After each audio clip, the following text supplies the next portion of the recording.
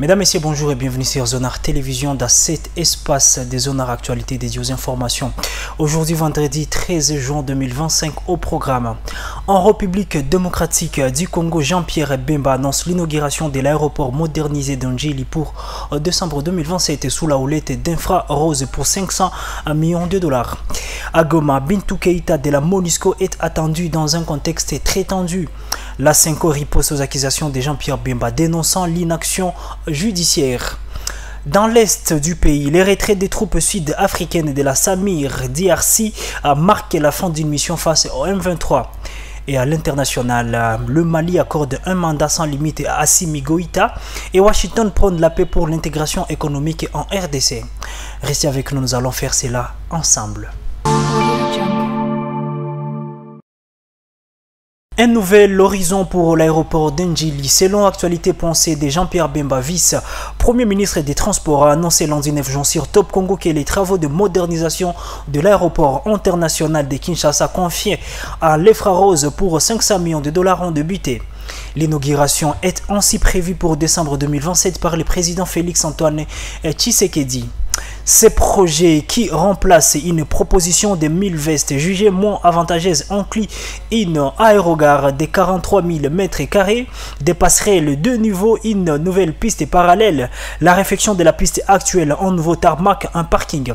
Financé par l'État, des partenaires privés et une possible concession, il restera sous gestion congolaise via la RVA. Jean-Pierre Bemba a assuré que les délais seront respectés, citant les récents succès à Kisangani et Kolwezi et l'aéroport de Luano à Lubumbashi prévu dans 20 mois construit par Souma. Des travaux de balisage sont également prévus pour 11 aérés avec 350 mètres de câbles déjà reçus pour équiper les 53 pistes opérationnelles sur DESA 60 de la République démocratique du Congo.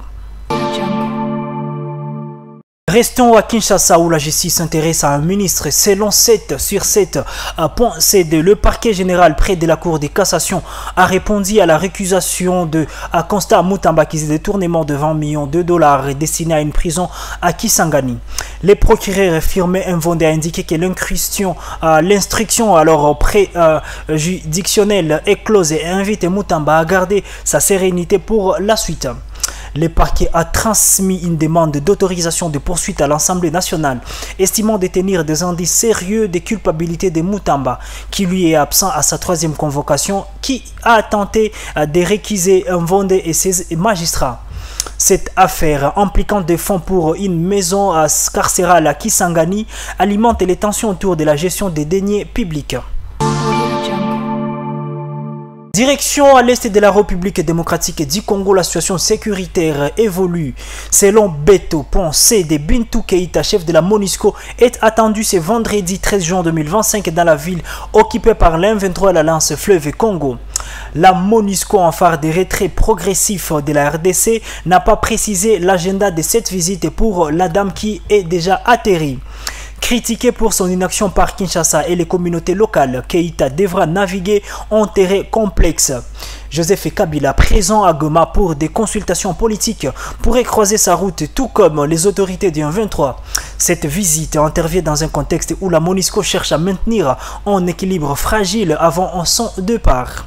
Toujours à Goma, en retrait militaire majeur, fin d'une mission pour la Samir RDC.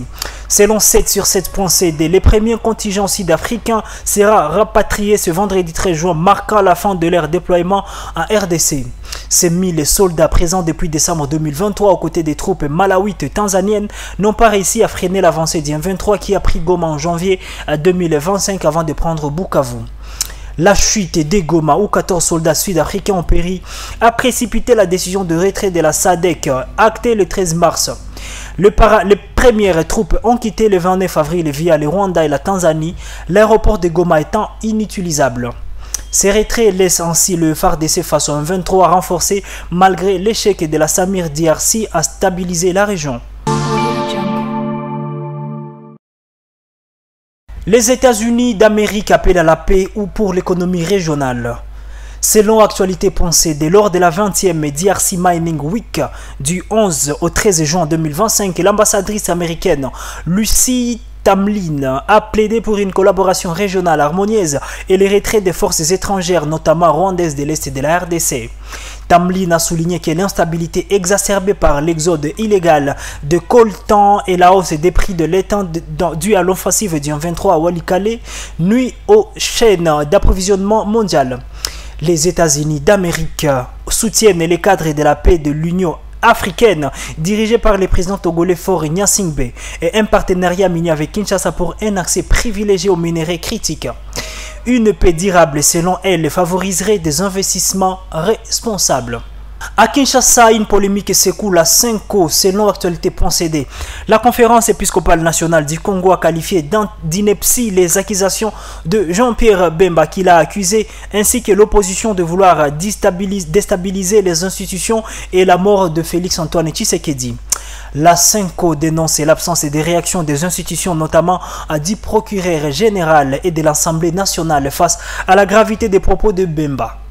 Elle s'est réservé les droits de saisir la justice pour protéger sa réputation et la cohésion nationale.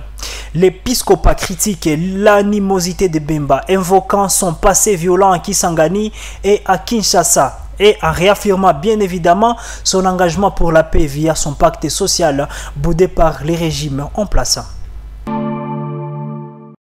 Passons à l'international où au Mali, un tournant politique majeur selon Radio France Internationale RFI. Un projet de loi adopté mercredi 11 juin 2025 en Conseil de ministres accorde au général Assimi Goïta un mandat présidentiel de 5 ans renouvelable sans élection jusqu'à la pacification totale du Mali, du Niger et du Burkina Faso. Ce texte qui modifie la charte des transitions doit être voté par le Conseil national des transitions acquis au régime. Justifié par une menace de déstabilisation internationale, il prolonge ainsi une transition entamée en 2020. Les soutiens de Goïta célèbrent un État souverain tandis que les opposants dénoncent une dictature. Mesdames, Messieurs, c'est tout pour Zonard Actualité de ce vendredi 13 mai 2025. Merci beaucoup d'avoir été avec nous depuis les débuts. On se retrouve donc très bientôt pour d'autres actualités. N'oubliez pas de prendre soin de vous pour la journée.